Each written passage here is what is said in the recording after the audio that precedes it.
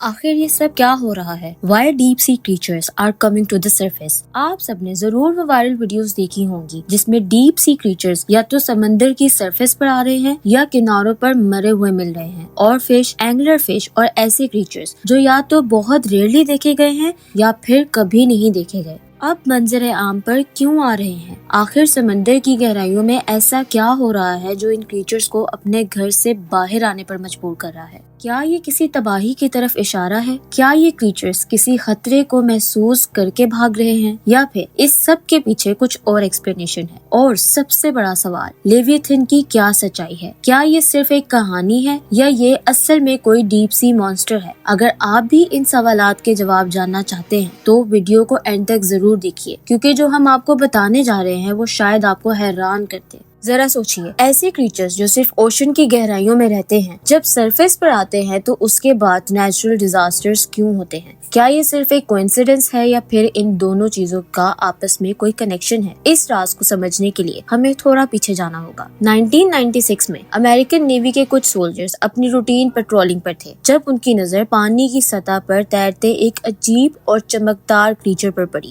یہ ایک 30 فٹ لمبی اور فش تھی جو پہلی دفعہ سمندر کی سطح پر دیکھی گئی۔ یہ سائز میں اتنی بڑی تھی کہ اس کو سنبھالنے کے لیے 20 سے 25 لوگوں کی ضرورت پڑی، اور ہر کوئی حیران تھا کہ آخر یہ کریچر کیا ہے۔ ہسٹری کے مطابق جب بھی یہ فش سرفیس پر دیکھی گئی ہے اس کے بعد کوئی نہ کوئی تباہی ضرور آئی ہے۔ اسی وجہ سے اس فش کو ڈوم سے فش بھی کہا جاتا ہے، اور اس کے حوالے سے مت سچ ثابت ہوئی کیونکہ کچھ ہی عرصے بعد میکسیکو میں 7.1 میگنیٹیوڈ کا ارتھ کویک آیا جس نے بے حد تباہی مچائی۔ اس طرح کے ایونٹس کی بہت سی ایگزامپلز موجود ہیں جو لوگوں کو اس خوف کا شکار کر رہی ہیں کہ کیا واقعی کچھ برا ہونے والا ہے۔ آسٹریلیا میں ایک انوکھا انسیڈنٹ ہوا۔ اس ویڈیو میں آپ دیکھ سکتے ہیں کہ ایک بڑی اماؤنٹ میں یہ کلر ویل سمندر کے کنارے پر آ گئی ہیں۔ یہ منظر دکھنے میں کتنا عجیب ہے کیونکہ یہ تصور کیا جانا بہت مشکل ہے کہ پانی کے بنا سروائیو نہ کر پانے والے اینیملز پانی سے باہر آ رہے ہیں، وہ بھی خود۔ بتایا گیا کہ جب ان ویلز کو پانی میں واپس بھیجنے کی کوشش کی گئی تو انہوں نے اس سے بھی ریسسٹ کیا۔ کیا یہ ویلز بھی کسی مانسٹر سے بھاگ رہی ہیں؟ انڈیا میں بھی ایک واقعہ دیکھا گیا جہاں لاکھوں کی اماؤنٹ میں مچھلیاں سمندر کے کنارے پر آ گئیں۔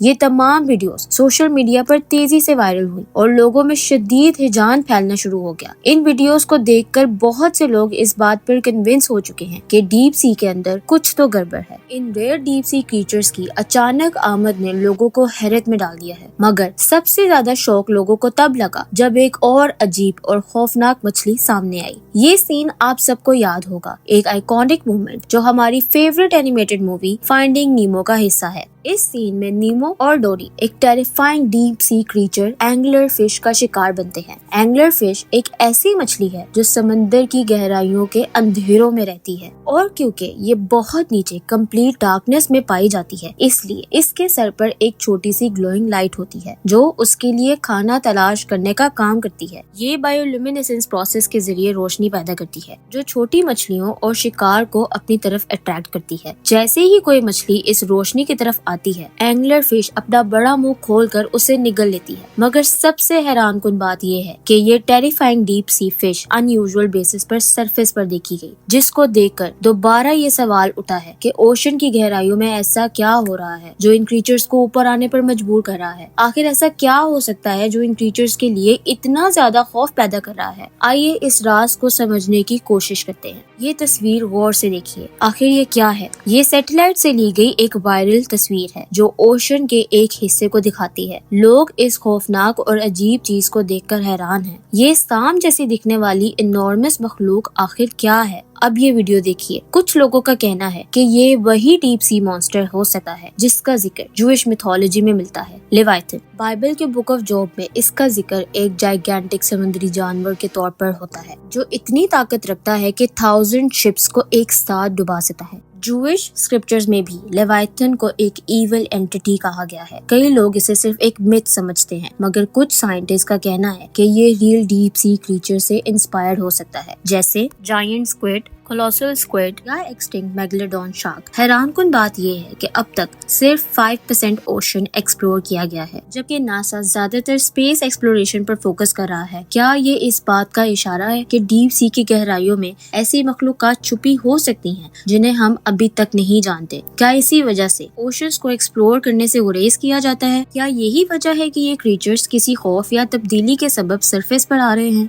रुकिए, अगर आप समझ रहे हैं कि ये सब 100% सच है और हम कुछ अरसे में किसी मॉन्स्ट्रियस क्रीचर का सामना करने वाले हैं, तो जरा रुकिए, ऐसा कुछ नहीं है। फैंटेसी पर बेस्ड काफी बातें हो चुकी हैं, अब थोड़ी रियलिटी और फैक्ट्स की भी बात करते हैं। समंदर ऊपर से जितना दिखाई देता है उससे कहीं ज्यादा गहरा और कॉम्प्लेक्स है। ये नेचुरली इवॉल्विंग इकोसिस्टम है जो सदियों में चेंज होता है, कुछ सालों में नहीं। लेकिन अगर मैन मेड डिस्ट्रप्शंस इसी रफ्तार से बढ़ती रही तो क्या पता शायद वो तब्दीली जो सदियों में होती है वो अब कुछ ही सालों में सामने आ जाए। ओशन के इकोसिस्टम को समझने के लिए उसके जोन्स को समझना बहुत इम्पोर्टेंट है। साइंटिस्ट ने ओशन को डिफरेंट जोन्स में डिवाइड किया है जो उनकी गहराई और वहाँ मौजूद रोशनी की बुनियाद पर है। सबसे पहले आता है सनलाइट जोन, जो के सरफेस से 200 मीटर्स तक होता है। ये समंदर का सबसे ऊपर वाला हिस्सा है जहाँ सूरज की रोशनी पूरी तरह पहुँच सकती है। Coral reefs, dolphins, sharks, turtles और कई किस्म की मछलियाँ यहाँ पाई जाती हैं। यहाँ ऑक्सीजन लेवल ज्यादा होता है, इसी वजह से ये मरीन लाइफ के लिए आइडियल हैबिटेट है। उसके बाद आता है ट्वाइलाइट जोन, जो कि 200 से 1000 मीटर्स तक गहरा होता है। इस जोन में रोशनी बहुत कम हो जाती है, लेकिन फिर भी कुछ क्रीचर्स यहाँ सरवाइव कर जाते हैं। यहाँ रहने वाले क्रीचर्स बायोल्यूमिनेसेंट होते हैं, यानी ये खुद रोशनी पैदा करने वाली सलाहियत रखते हैं। जेलीफिश, स्क्विड्स, जेटफिश और स्वॉर्ड फिश इस जोन में पाई जाती हैं। यहाँ ऑक्सीजन लेवल कम होने लगता है और टेम्परेचर भी गिरने लगता है। इससे नीचे जाएं तो आ जाता है मिडनाइट जोन।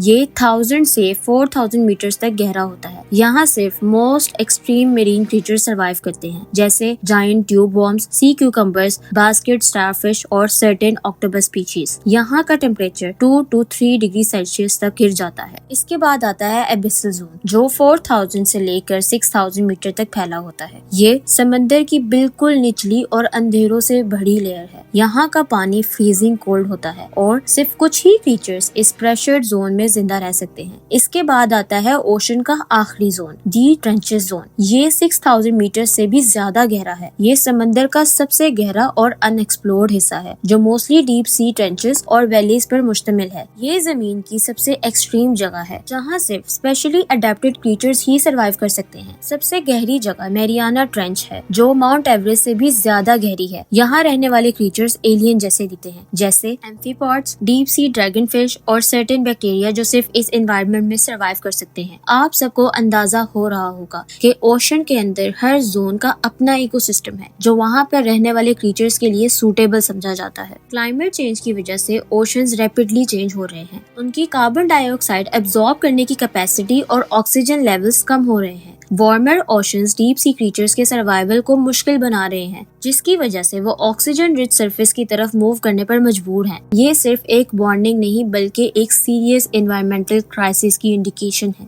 इंसानों की एक कोर एक्टिविटी जो डीप सी क्रीचर्स के लिए सबसे बड़ा खतरा बन चुकी है वो है डीप सी माइनिंग।